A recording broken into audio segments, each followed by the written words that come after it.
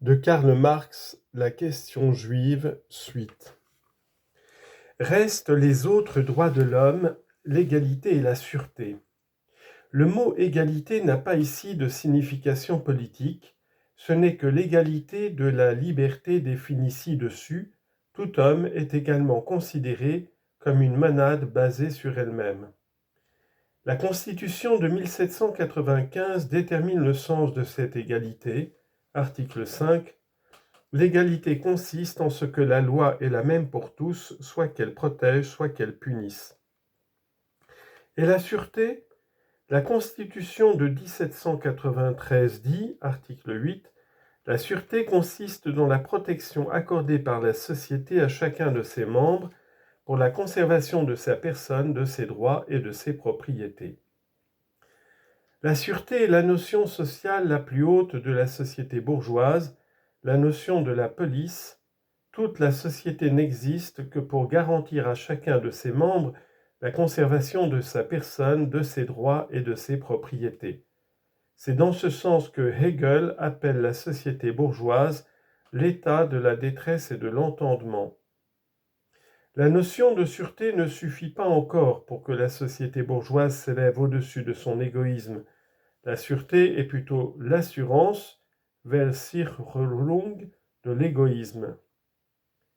Aucun des prétendus droits de l'homme ne dépasse donc l'homme égoïste, l'homme en tant que membre de la société bourgeoise, c'est-à-dire un individu séparé de la communauté, replié sur lui-même, uniquement préoccupé de son intérêt personnel et obéissant à son arbitraire privé.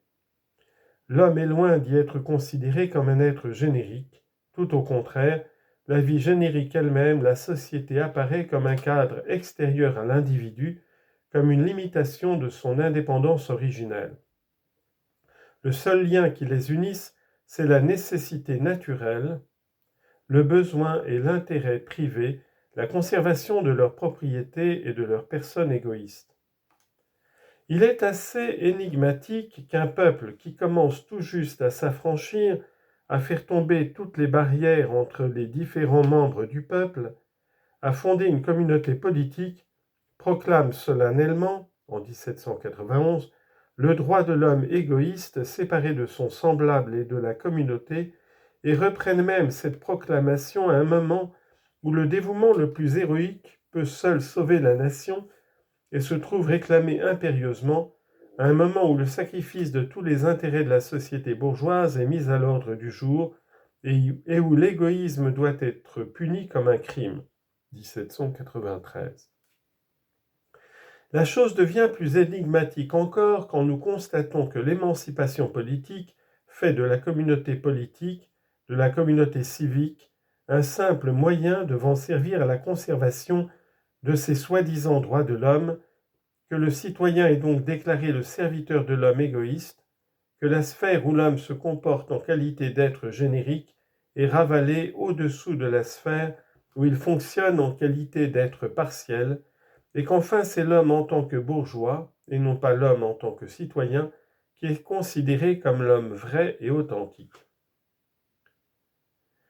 Le but de toute association politique est la conservation des droits naturels et imprescriptibles de l'homme. Déclaration de 1791, article 2. Le gouvernement est institué pour garantir à l'homme la jouissance de ses droits naturels et imprescriptibles, article 1. Donc, même aux époques de son enthousiasme encore fraîchement éclos et poussé à l'extrême par la force même des circonstances, la vie politique déclare n'être qu'un simple moyen dont le but est la vie de la société bourgeoise. Il est vrai que sa pratique révolutionnaire est en contradiction flagrante avec sa théorie. Tandis que, par exemple, la sûreté est déclarée l'un des droits de l'homme, la violation du secret de la correspondance est mise à l'ordre du jour. Tandis que la liberté indéfinie de la presse est garantie, déclaration de 1793, article 122, comme la conséquence du droit de la liberté individuelle, elle est complètement anéantie car la liberté de la presse ne doit pas être permise lorsqu'elle compromet la liberté publique. Confère Robespierre.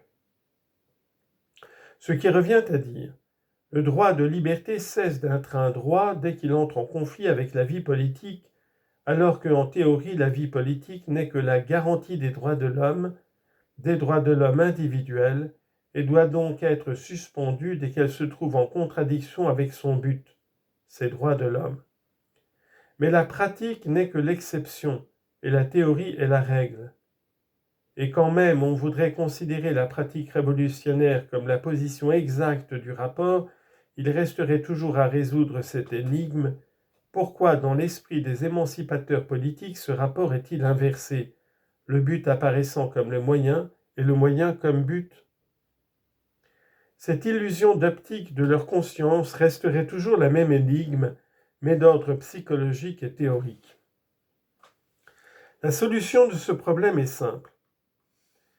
L'émancipation politique est en même temps la désagrégation de la vieille société sur laquelle repose l'État, où le peuple ne joue plus aucun rôle, c'est-à-dire la puissance du souverain. La révolution politique, c'est la révolution de la société bourgeoise. Quel était le caractère de la vieille société? Un seul mot la caractérise, la féodalité.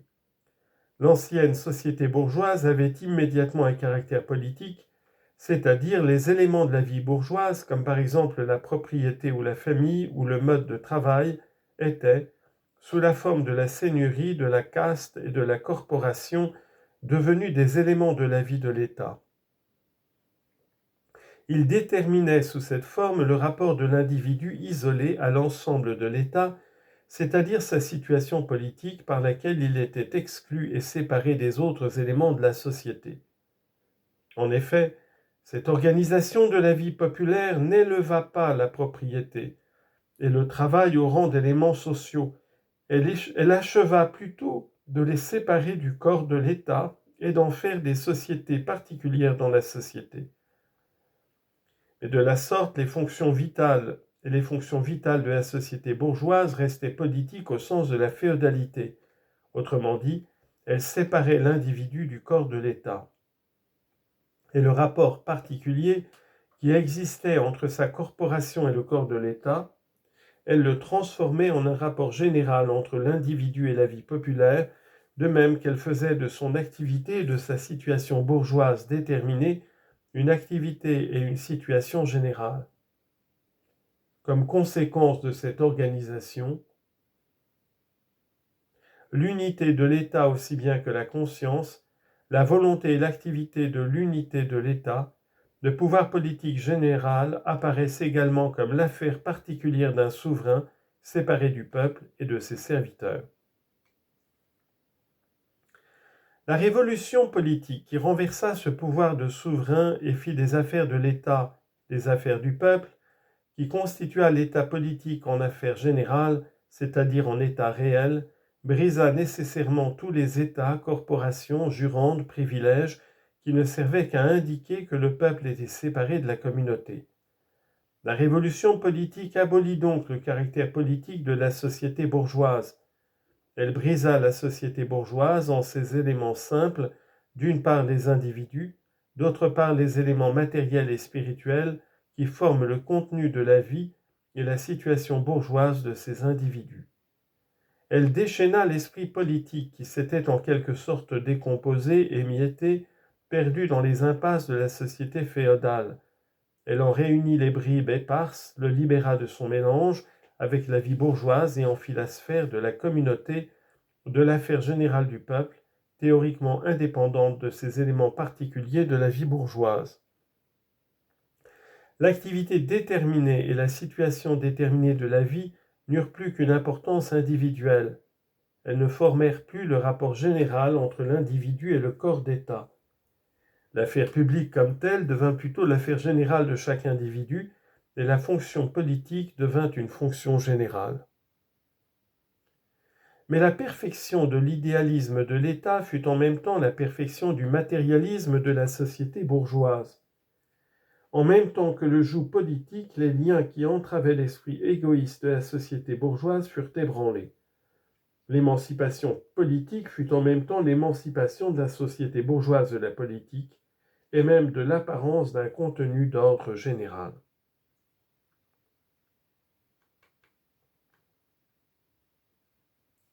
La société féodale se trouva décomposée en son fond, l'homme, mais l'homme tel qu'il en était réellement le fond, l'homme égoïste.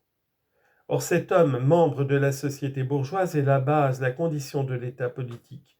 L'État l'a reconnu à ce titre dans les droits de l'homme. Mais la liberté de l'homme égoïste et la reconnaissance de cette liberté est plutôt la reconnaissance du mouvement effréné des éléments spirituels et matériels qui en constituent la vie. L'homme ne fut donc pas émancipé de la religion, il reçut la liberté religieuse. Il ne fut pas émancipé de la propriété, il reçut la liberté de la propriété. Il ne fut pas émancipé de l'égoïsme de l'industrie, il reçut la liberté de l'industrie.